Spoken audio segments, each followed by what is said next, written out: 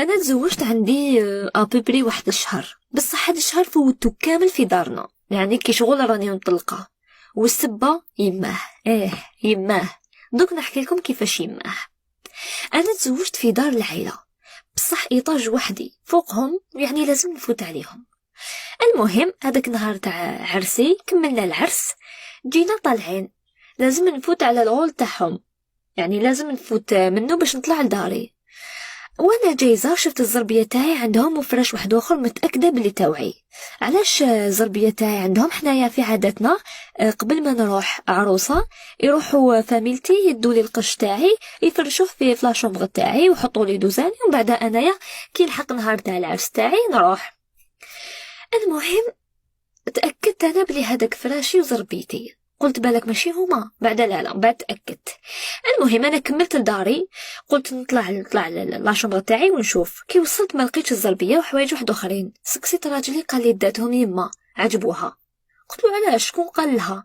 قال لي هي جات تشوف الجهاز عجبوها رفدتهم. قال لي ما قدرتش نحشمها. قلت له بصح هذه ماشي، هذه حاجه عيب، هذه عفسه ماشي مليحه تدي وقشت على عروسه بلا الاذن تاعها وهي غايبه. قال لي فوتيها برك. قلت له لا والله ما تفوت، لازم تروح تجيبهم دوكا.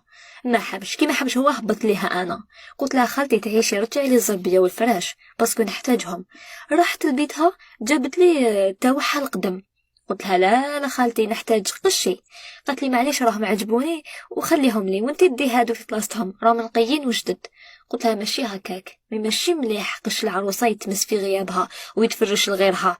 المهم ايا زعفت وعيطت لوليدها وقالت له شوف مرتك واش راهي تهدر وواش فيها اذا ديت فراش وليدي، يا خيرا يماك ونسالفك. قلت لها لا يا خالتي، هادو تاوعي انا شراهم لي بابا ماشي من عند ولدك.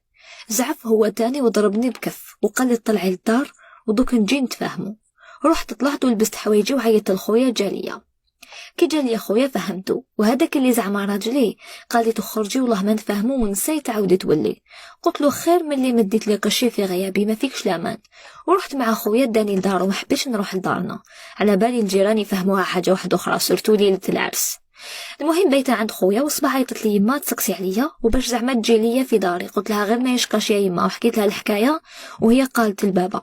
بابا راح جاب كاميون ودا معاه خاوتي وعمامي وخوالي وطلعوا لداري فرغوها كامل، واي حاجه تخصني جابوها معاهم، وداني بابا لابوليس شتكينا براجلي كضربني. المهم يما هو بابا راهم كل يوم عندنا يحللوا باش نتراجع على الشكوى، وهو راه يبعث لي باش نرجع ويقول لي غلطه وسوء تفاهم وانا صايع عفتو وكرهت خصوصا يماه، وكان نرجع نطلب داري وحدي. بابا قال لي نسيت وليلي حقرك ودار لك تبهديله في ليله عرسك. ويما واختي قالوا لي رجعي لانه محال تتزوجي كانت تلقي بعد هذه القصه، ارجعي وقطعي علاقتك مع دارهم خير مطلق. يا خاوتي قولوا لي دوكا شكون الغلط؟ انا لو كان دومونداتني فيهم وخلتني حتى جيت ودومونداتني قالت لي فوالا هادو عجبوني ولا غير نعطيهم لها، انا ما عجبنيش الحال.